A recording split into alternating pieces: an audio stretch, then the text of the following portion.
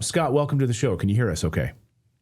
I can hear you fine. I apologize for running late there, but as you said, it's my day's no longer my day. I don't own it. Yeah. No, well, everyone wants your expertise, and for good reason. You warned the world about the lie that was the weapons of mass destruction in Iraq and that they did not have them. Congress didn't listen to you, the world didn't listen to you, and then millions of people died as a result of this. So now we're sitting here watching Israel saying we had to defend ourselves.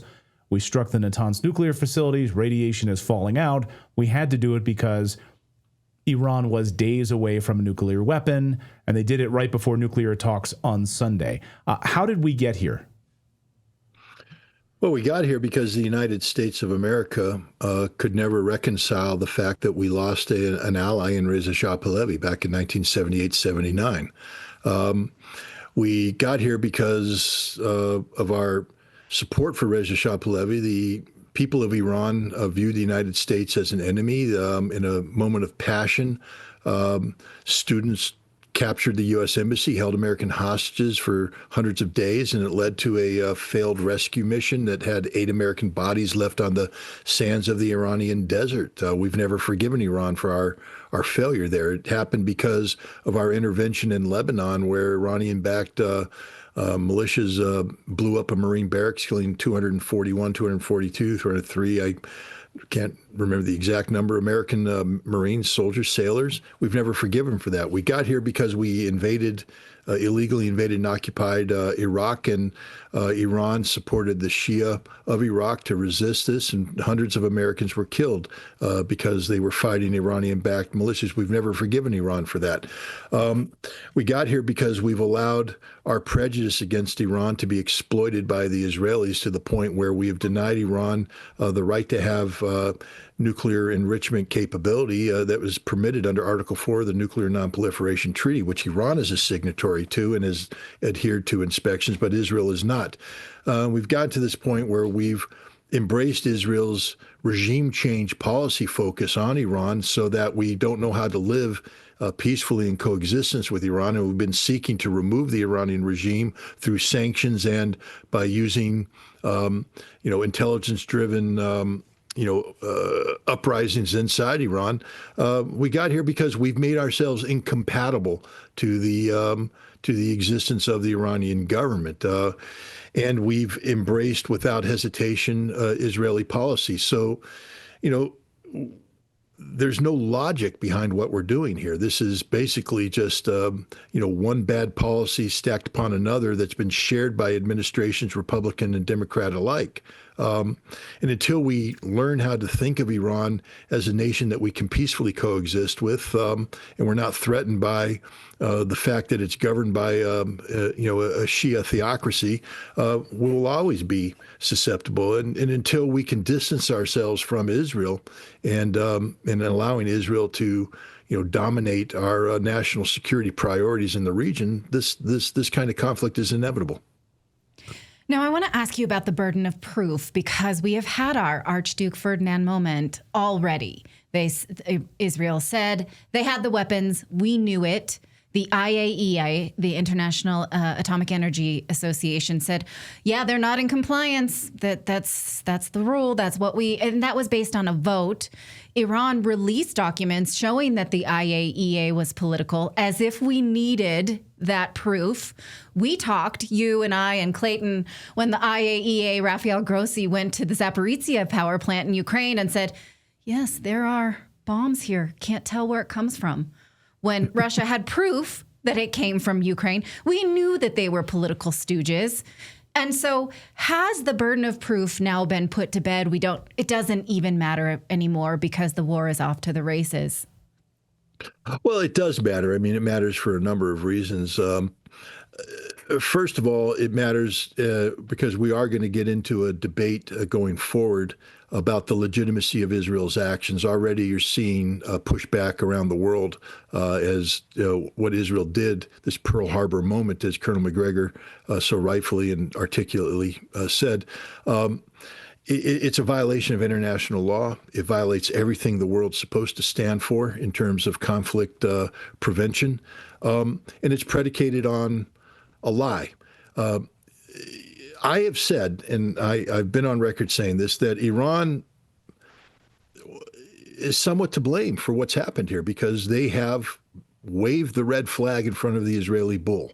They have gone beyond that which is explainable under their peaceful nuclear program to enrich uranium to 60%. And when asked why, and I asked this to Iranian officials, they said it's because we want to be seen as a threshold state. That means that a state that could, if pushed, cross the threshold into being a nuclear weapons state.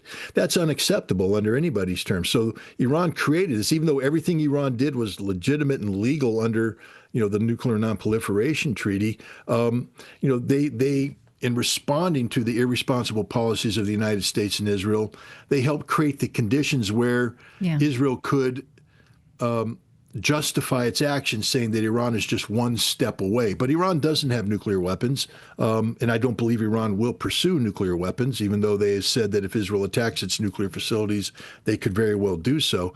But the IAEA is also to blame here because they've been played like a fine-tooth fiddle by the United States and Israel.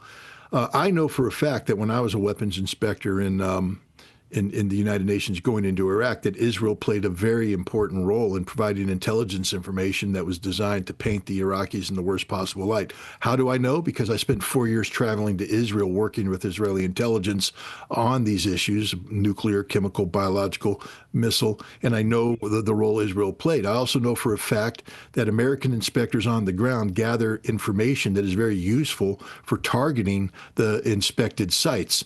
And how do I know? Because the data that was collected while I was inspector was shared by others with U.S. Central Command and used to launch weapons against Iraq. So we know that the IAEA has inspectors in Iran, who have gathered sensitive information about the technical layout and the physical characteristics of Iran's site that were used by Israel to strike.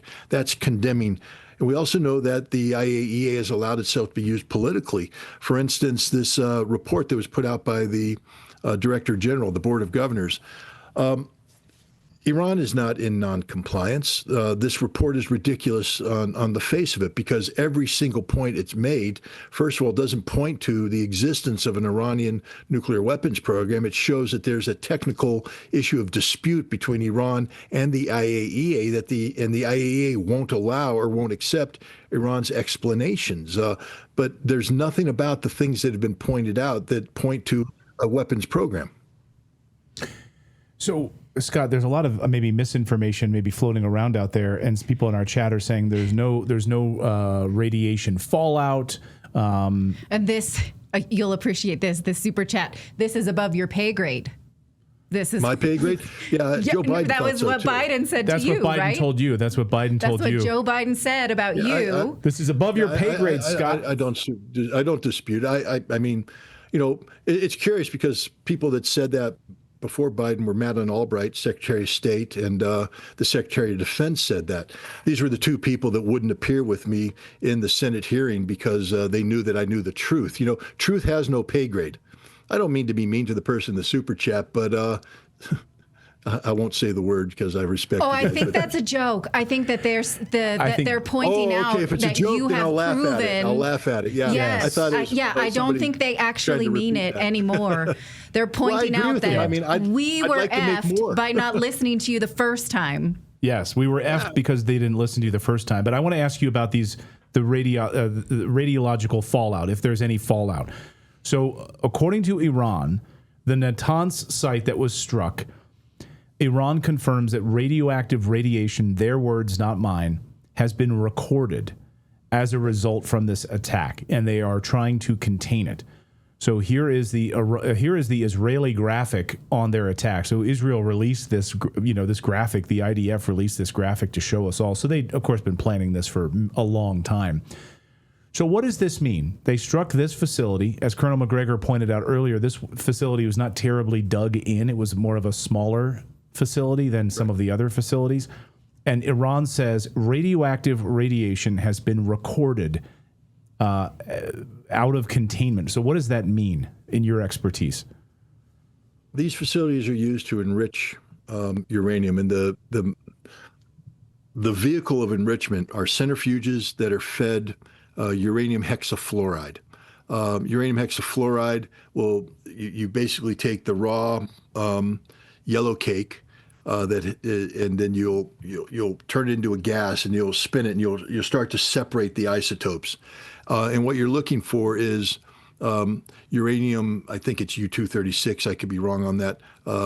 Maybe don't quote me on that.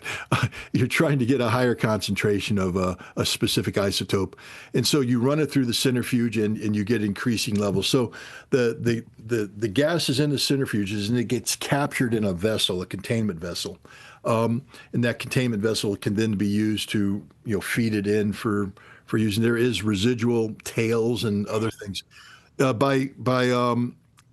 By attacking this the Natanz facility, what's happened is this uranium hexafluoride, enriched to whatever level that is there, has been released from its containment vessel, and so you have radioactive contamination. This isn't the equivalent of what's going on in a nuclear reactor, et cetera, but it is hazardous to life. It can cause radiation exposure, et cetera.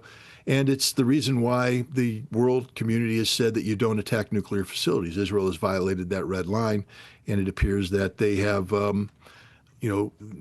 damaged or destroyed centrifuge cascades and their associated uranium hexafluoride feed to the extent that you have, radiation in the wild. How bad is this going to get, Scott?